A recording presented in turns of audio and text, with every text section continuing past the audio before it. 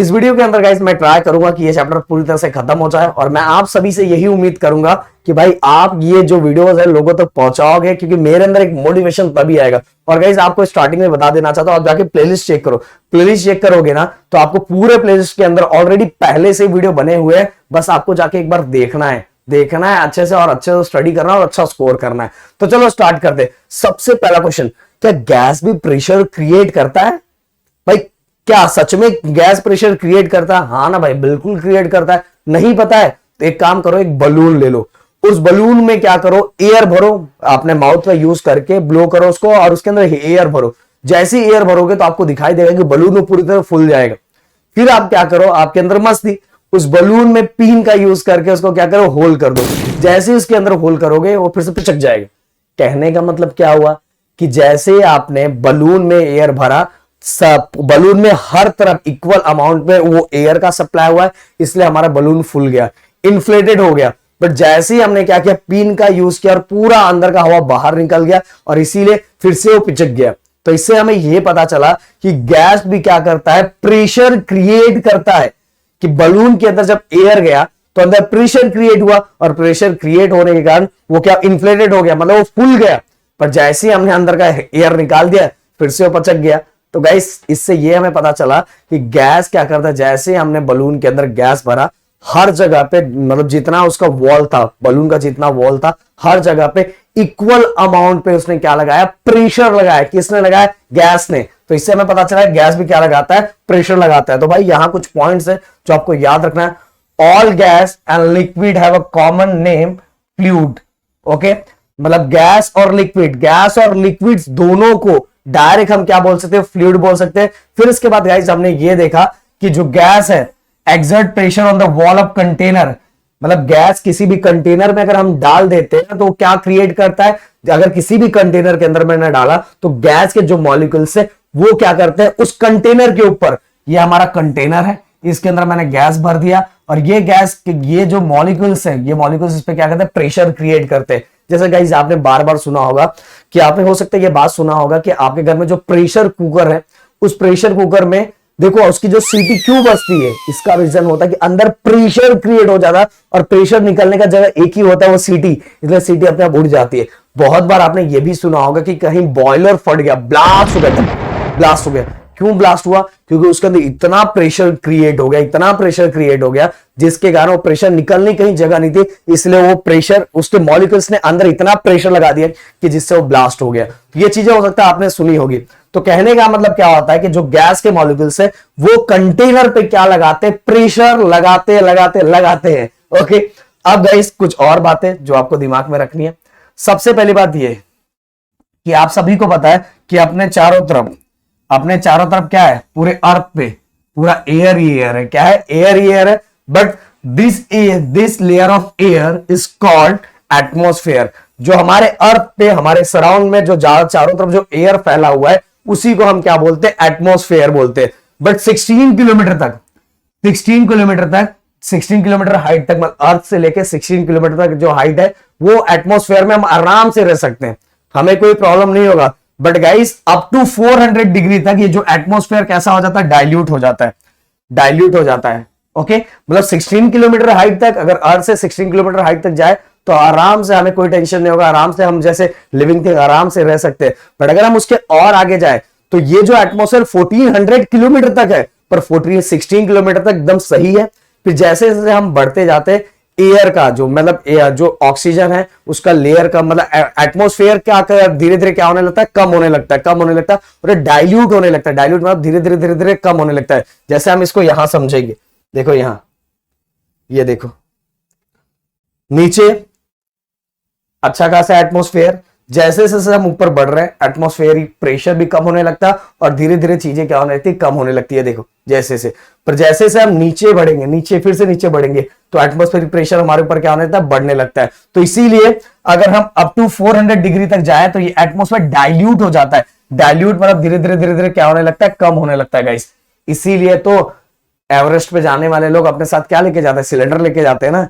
Cylinder इसलिए जाते हैं कि भाई ऊपर जाके ऑक्सीजन धीरे धीरे कम होने लगता है, इसलिए अपने साथ क्या लेके जाते हैं, सिलेंडर लेके जाते हैं। तो ये याद रखना है, ये चीज आपको याद रखना है। इसके साथ ही गाइस कुछ और पॉइंट्स है जो आपके दिमाग में रखना आपको जरूरी है, ये वाला, ये the air pressure at sea level is called 1 atmosphere pressure. Okay, जो सी लेवल पे जो एयर प्रेशर होता है उसको क्या बोलते हैं, उसको कितना बोलते हैं, 1 एटमॉस्फेयर।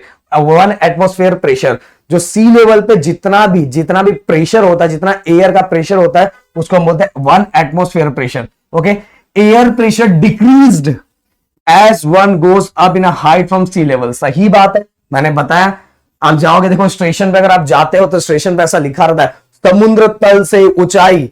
मतलब कहने का मतलब कि जैसे जैसे हम, मतलब हमारा जो प्रेशर को, एटमॉस्फेयर को काउंट करने का लेवल है वो एयर सी लेवल है। तो सी लेवल से जैसे जैसे हम ऊपर उठने लगेंगे वैसे वैसे एयर प्रेशर क्या होगा, डिक्रीज होगा। मैंने अभी बताया कि जैसे जैसे हम ऊपर बढ़ेंगे, एयर प्रेशर क्यों डिक्रीज हो रहा है, क्योंकि भाई एयर ही कम पड़ रहा है ना, जो हमारा एटमॉस्फेयर है वो धीरे धीरे कम होने लग रहा है। और एटमॉस्फेयर कम होने लग रहा है तो सिंपल सी बात है, उसमें एयर रहेगा ही, तो प्रेशर कहां से क्रिएट होगा। इसीलिए एयर प्रेशर डिक्रीजेस। जैसे कब डिक्रीज होने लगता है, जैसे जैसे हम हाइट पे बढ़ते हैं वैसे वैसे एयर प्रेशर क्या होने लगता है, डिक्रीज होने लगता है। इसके बाद गाइस कुछ और पॉइंट्स है जिसको आपको याद रखना है, ये वाला, ये रिलेशंस ये रखना पड़ेगा। ये पूरा रिलेशन, ये एग्जाम में कभी कभी पूछा जाता है। Okay, 1 millibar equal to 10⁻² pascal, hectopascal, और इसके साथ ही एटमॉस्फेरिक प्रेशर का जो यूनिट है, ओके, यूनिट मिलीबार और साथ में हेक्टोपास्कल, ये याद रखना है। इसके बाद गाइस अगर मैं बात करूं, आप बोलोगे सर यहां से यहां तक क्या दिया हुआ है, यहां से यहां तक ये दिया हुआ है कि प्रेशर कैसे क्रिएट होता है। अगर मान लो मैं किसी कंटेनर के अंदर गैस डालता हूं, गैस मैंने भर दिया किसी कंटेनर के अंदर, अब वो जो गैस के मॉलिक्यूल्स है ना, वो रैंडम मोशन कंटिन्यूसली परफॉर्म करेंगे, जिसके कारण वॉल, जब वॉल से जाके टकराएंगे और वॉल पे एक फोर्स लगाएंगे, और वॉल पे फोर्स लगाने के कारण वहां क्या क्रिएट हो जाएगा, प्रेशर क्रिएट हो जाएगा। तो समझ में आए, एक कंटेनर के अंदर गैस के मॉलिक्यूल्स रैंडमली क्या परफॉर्म कर, रैंडम मोशन मतलब इधर उधर जहां मर्जी कर रहा है उधर घूम रहा है कंटेनर के अंदर, और कंटेनर के अंदर रैंडम मोशन परफॉर्म करने के कारण वॉल पे जाके जब वो टकराते हैं वहां एक फोर्स क्रिएट होता है, और इसी फोर्स के कारण, जिस फोर्स से जाके वो कंटेनर पे टकराते हैं, और इसी कारण वहां क्या क्रिएट हो जाता है, प्रेशर क्रिएट हो जाता है। तो देखो यहां लिखा हुआ है कि the air molecules in random motion continuously heat the wall of container के वॉल को क्या करते हैं, हीट करते हैं in the interaction of force exerted on the wall of container. Okay, अब वॉल ऑफ कंटेनर पे एक तरह का वो क्या करते हैं, फोर्स क्रिएट करते हैं, pressure is created due to this force, और इसी फोर्स के कारण वहां क्या क्रिएट हो जाता है, प्रेशर क्रिएट हो जाता है। चलो भाई आगे, अब आगे चलते हैं गाइस। अगला जो टॉपिक बहुत इंटरेस्टिंग और बहुत मजेदार है कि हमारे हेड के ऊपर इतना एटमॉस्फेरिक प्रेशर लगने के कारण भी हमें कुछ प्रॉब्लम क्यों ना, हम आराम से बैलेंस क्यों है। इसका रीजन ये है गाइस कि हमारे बॉडी के अंदर जो कैविटीज है, उन कैविटीज के अंदर एयर भरा हुआ है। अगर हम यहां रीड करते हैं, या मैं आपको बताना चाहूं, cavities in our body are also filled with air, और arteries and veins are filled with blood. Arteries and veins में ब्लड भरा हुआ है, कैविटीज में एयर भरा हुआ है। इसका मतलब क्या है गाइस, अंदर से भी प्रेशर है, बाहर से भी प्रेशर है, और दोनों साइड से प्रेशर लगने के कारण चीजें क्या हो गई, बैलेंस हो गई। बट मान लो बस एक ही साइड प्रेशर लगा होता, दूसरे साइड प्रेशर नहीं होता, तो चीजें डिसबैलेंस हो जाती, तो हमारा प्रॉब्लम क्रिएट हो जाता। समझ जाता ना, गई नैया पार, नैया पार नहीं आती, डूब जाती। समझ में आ रहा है। तो दोनों जगह से प्रेशर लगने के कारण चीजें क्या होगी, बैलेंस हो गई। इसीलिए इतना एटमॉस्फेरिक प्रेशर हमारे हेड पे लगने के कारण भी हमें कोई प्रॉब्लम नहीं होता गाइस। तो मेरे ख्याल से चीजें समझ में आ गई होगी। अब चलते हैं गाइस आगे, अगला क्वेश्चन। अब देखो यहां एक सिंपल सा ग्राफ ये दिया हुआ है कि जैसे जैसे हाइट बढ़ते जाते हैं, जैसे जैसे हाइट बढ़ेगा वैसे वैसे, जैसे जैसे हाइट बढ़ रहा है वैसे वैसे प्रेशर क्या हो रहा है, कम हो रहा है। देखो कम हाइट था तो प्रेशर ज्यादा था, कम हाइट था प्रेशर, तो जैसे 2000 पे प्रेशर थोड़ा और ज्यादा, जैसे जैसे हाइट देखो हाइट बढ़ा 2000, 6000, 1000, तो वैसे वैसे प्रेशर क्या हो रहा है, कम हो रहा है। हाइट बढ़ेगा तो प्रेशर क्या होगा, कम होगा। ओके, ये दिमाग में रख लो। अब चलते गाइस आगे, मोस्ट इंपॉर्टेंट, हाँ ये भी याद कर लो। At the sea level the atmospheric pressure is 101 into 10⁻1 pascal. Okay, ये आपको आना चाहिए, कभी कभी फिलिंग द ब्लैंक्स में आता है। अब चलते गाइस एक और इंपॉर्टेंट क्वेश्चन। बहुत बार गाइस आपने ये देखा है कि अगर हम कोई भी बॉडी अगर लिक्विड में डालते हैं तो बहुत बार वो फ्लोट करता है, मतलब ऊपर तैरता है, बहुत बार सिंक हो जाता है, मतलब डूब जाता है, और बहुत बार बीच में, पानी के बीच में फ्लोट होता रहता है। ऐसा क्यों होता है? देखो गाइस, मैं आपको बताना चाहूंगा कि हमारा जब भी हमने लिक्विड में भी एक स्पेशल टाइप का लिक्विड भी एक स्पेशल टाइप का फोर्स लगाता है। तो डाउनवर्ड डायरेक्शन में जो ऑब्जेक्ट का वेट है वो डाउनवर्ड डायरेक्शन में लगता है, और उसी टाइम पे लिक्विड भी एक फोर्स लगाता है जो अपवर्ड साइड में होता है, जिसको हम बॉयंसी फोर्स बोलते हैं। क्या बोलते हैं? Buoyancy force. मतलब कहने का मतलब लिक्विड के अंदर जो भी ऑब्जेक्ट है उसके ऊपर दो तरह के फोर्सेस एक्ट होते हैं। सबसे पहला wait of the object which is in downward direction, मतलब नीचे की तरफ एक फोर्स क्रिएट होता है, और दूसरा जो फोर्स होता है वो अपवर्ड डायरेक्शन में होता है, जिसको हम बोलते हैं बॉयंसी फोर्स। और यही दोनों का रीजन है कि कभी कभी ऑब्जेक्ट हमें पानी के ऊपर फ्लोट होते हुए दिखाई देते हैं, कभी कभी वो नीचे सिंक हो जाते हैं, डूब जाते हैं, और कभी कभी पानी के बीच में फ्लोट होता है वो दिखाई देते हैं। यही रीजन दो है। अभी आगे हम उसको क्लियर करेंगे। हमारे बॉडी के ऊपर कितने टाइप के फोर्स लगते हैं? दो टाइप का। जो वेट ऑफ द बॉडी है which is in downward direction, means gravitational force जो लग रहा है डाउनवर्ड डायरेक्शन में, एंड के अपवर्ड साइड में कौन सा फोर्स लगा? बॉयंसी फोर्स लग रहा है। और दोनों ही रीजन है कि बॉडी फ्लोट करेगा, सिंक हो जाएगा, या बीच में तैरेगा। तो देखते हैं कब कैसा। और गाइस, इसको आप थोड़ा सा दिमाग लगाओगे ना तो खुद ही समझ पाओगे कि ऐसा क्यों होता है। तो ये देखो, अगर मैं यहां, ये इसका सबसे अच्छा यहां दिया हुआ है, अगर कोई भी object the object float if buoyancy force is larger than its weight. अब मैंने बताया कि अब मान लो ये हमारा लिक्विड है, लिक्विड कौन सा फोर्स लगा रहा है? लिक्विड हमारा बॉयंसी फोर्स लगा रहा है। अगर मान लो लिक्विड जो फोर्स लगा रहा है वो ज्यादा है, वो क्या है? लिक्विड जो फोर्स लगा रहा है वो ज्यादा है, और जो वेट ऑफ द ऑब्जेक्ट है, ओके, जो वेट ऑफ द ऑब्जेक्ट है वो क्या है? कम है। ओके, जो ऑब्जेक्ट का वेट है वो कम है, और लिक्विड जो लगा रहे हैं वो ज्यादा है। तो सिंपल सी बात है, जो लिक्विड वो हमारा ऊपर क्या होगा? फ्लोट होगा। ऊपर क्या होगा? फ्लोट होगा। सिंपल सा ना, लिक्विड के पास ज्यादा था, मैं तेरे को उठा के ऊपर रख दूंगा। तो जो हमारा बॉयंसी फोर्स है, if buoyancy force is greater than weight of the object, then क्या होगा? जो हमारा ऑब्जेक्ट है वो फ्लोट होगा। ओके, देन दूसरा condition, the object sink, object डूब गया है, ऑब्जेक्ट डूब गया, तब समझ आ गया ना भाई, फोर्स ऑफ ग्रेविटी, मतलब कि जो वेट ऑफ द ऑब्जेक्ट है वो ज्यादा है, वेट ऑफ द ऑब्जेक्ट ज्यादा है, और क्या कम है? बॉयंसी फोर्स कम है। मतलब लिक्विड के पास अब उतना दम नहीं है कि इसको संभाल पाए, इसलिए कहां हो जाएगा? डूब जाएगा। तो weight of the object greater than buoyancy force, then क्या हो जाएगा? द ऑब्जेक्ट सिंक, ऑब्जेक्ट क्या हो जाएगा? सिंक हो जाएगा, sink into a liquid. The object sink if the buoyancy force is smaller. Buoyancy force कौन लगाता है?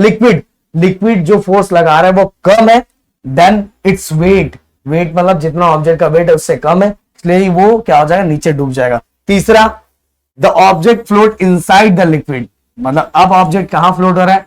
पानी के बीच में फ्लोट हो रहा है। क्यों फ्लोट हो रहा है? अब यहां दोनों चीजें, जो हमारा वेट है which is equal to buoyancy force, मतलब जितना ये लिक्विड फोर्स लगा रहा है, बॉयंसी फोर्स और जितना वेट है दोनों इक्वल है।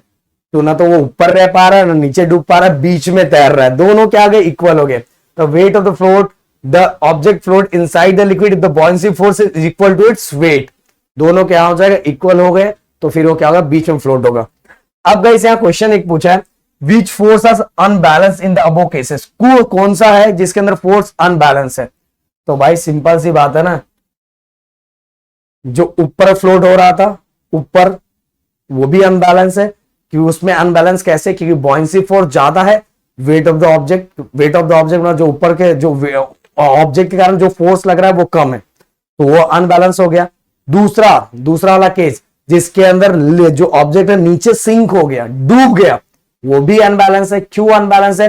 क्योंकि बॉयंसी फोर्स इसमें कम है और जो वेट ऑफ द ऑब्जेक्ट क्या है? ज्यादा है, इसलिए जो ग्रेविटी वाला फोर्स है वो ज्यादा है और बॉयंसी फोर्स क्या है? कम है, इसलिए नीचे डूब गया। तो ये अनबैलेंस है। बैलेंस बस बीच वाला था जिसमें जो weight of the object equal to buoyancy force, दोनों इक्वल था, इसलिए बीच में फ्लोट होता था। Okay, clear? अब चलते गए इस आगे। आर्किमिडीज प्रिंसिपल बहुत सिंपल है भाई। आर्किमिडीज प्रिंसिपल को समझने के लिए गाइस एक चीज आपको करना पड़ेगा। आप दो बीकर ले लो, दो बीकर में क्या करो? एक स्ट्रिंग लो और उस स्ट्रिंग के अंदर एक स्टोन बांधो, एक खाली बीकर लो जिसके अंदर कुछ भी लिक्विड आपने नहीं लिया। जब आप उसको रखोगे ना तो आपको एक अलग तरह का फील होगा, ऐसा लगेगा वेट आपको ज्यादा लगेगा। फिर वही चीज अगर आप क्या करोगे, जैसे कि आपने तो किया ही नहीं होगा, मैं कैसे बताऊं कि जब कुएं से वॉल से हम लोग पानी निकालते हैं ना, जब तक वो बाल्टी पानी के अंदर होता है तब तक हमें हल्का लगता है, और जैसे वो बाहर आने वाला होता है ना तो हमें बहुत हैवी लगने लगता है। क्यों? क्योंकि आप सभी को पता है कि लिक्विड के अंदर जब तक रहेगा तो लिक्विड नीचे से उसको एक फोर्स लगा रहा है जिसके अंदर वो हमें हल्का लगता है, वो होता है बॉयंसी फोर्स। तो इसके अंदर कोई भी बॉयंसी फोर्स नहीं है, इसके अंदर बॉयंसी फोर्स है। इसके अंदर क्या है? बॉयंसी फोर्स है, और बॉयंसी फोर्स के कारण वो हमें थोड़ा हल्का फील होता है, पर जैसे बाहर निकालने का टाइम आता है तो हमें हैवी लगने लगता है। ये हो सकता है आप करके देख सकते हो। तो आर्किमिडीज प्रिंसिपल क्या बोलते हैं? बाहर बहुत तेजी से बारिश हो रही है भाई। आर्किमिडीज प्रिंसिपल ये बोलते हैं कि when an object is partially or fully immersed in a fluid, अगर कोई भी ऑब्जेक्ट पार्शियली या तो मतलब आधा या पूरी तरह से फ्लूइड में इमर्स हो, डूबा हुआ हो, ओके, इमर्स में हो या तो पूरी तरह से या आधी तरह से उसके अंदर हो, किसके अंदर? फ्लूइड के अंदर। फ्लूइड मतलब गैस और लिक्विड दोनों आ जाता है। A force of buoyancy act on it in upward direction, तो उस ऑब्जेक्ट पे जो भी लिक्विड के अंदर या गैस के अंदर कोई भी ऑब्जेक्ट अगर हो, इमर्स हो, तो उसके अंदर ऊपर की तरफ बॉयंसी फोर्स एक्ट होता है। ऊपर की तरफ क्या एक्ट होता है? Buoyancy force. अगर कोई भी लिक्विड है जो हमने डाल के रखा हुआ है, मतलब कोई भी ऑब्जेक्ट है, लिक्विड बोल रहा, कोई भी ऑब्जेक्ट लिक्विड के अंदर हमने डाल के रखा हुआ है, तो अपवर्ड साइड में इसके ऊपर क्या एक्ट होता है? Buoyancy force. Buoyancy force act होता है। बट कितना बॉयंसी फोर्स एक्ट होता है, क्वेश्चन ये है। Okay, when an object is partially और fully immerse in a fluid, a force of buoyancy act on it in the upward direction. Okay, ऊपर की तरफ फोर्स ऑफ buoyancy उस ऑब्जेक्ट के ऊपर एक्ट होता है। This force is equal to the weight of fluid displaced by the object.